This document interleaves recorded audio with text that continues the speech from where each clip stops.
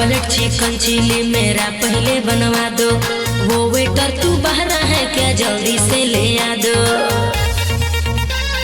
Half plate चिकन chilli मेरा पहले बनवा दो। वो वेटर तू बाहर है क्या, जल्दी से ले आ दो। ए सुना ऐसे नहीं ठा जगहिए पर बैठा, ऐसे नहीं ठा जगहिए पर बैठा।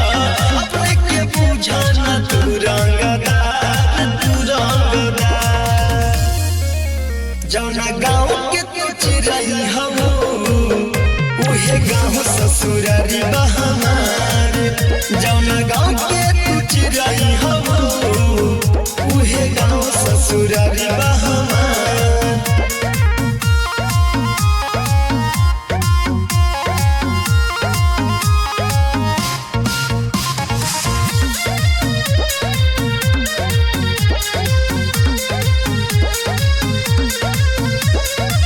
बड़ घर के बेटी हई चले चलाना, जरे गरीब हमसे न टकराना। लगलू बोले बड़ बड़ बदमाशी में हम बानी, बदमाश से गोरी भले बही ले बानी, सनिया से गोरी।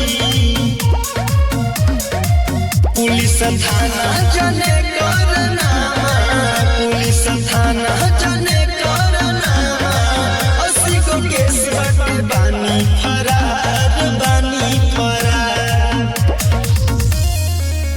जौना गाँव के तू चिरई हवो, उहे गाँव ससुरारी बहमार।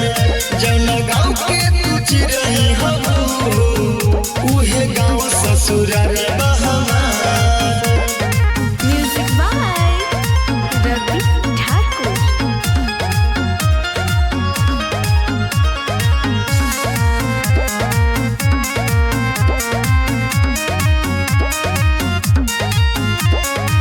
जानत नहीं खा तू हमरो रोवाब हो, अच्छा खासा कैला मुदवे खराब हो।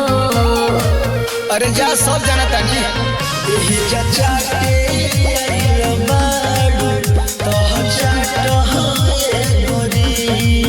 जन बेसी फरमाई न छाट ये गोरी।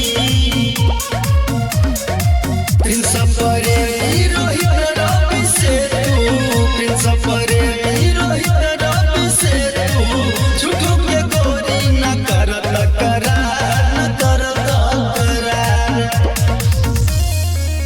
जौना गाँव के तू चिरई हवो, उहे गाँव ससुरारी बहमार। जौना गाँव के तू चिरई हवो, उहे गाँव ससुरारी बहमार।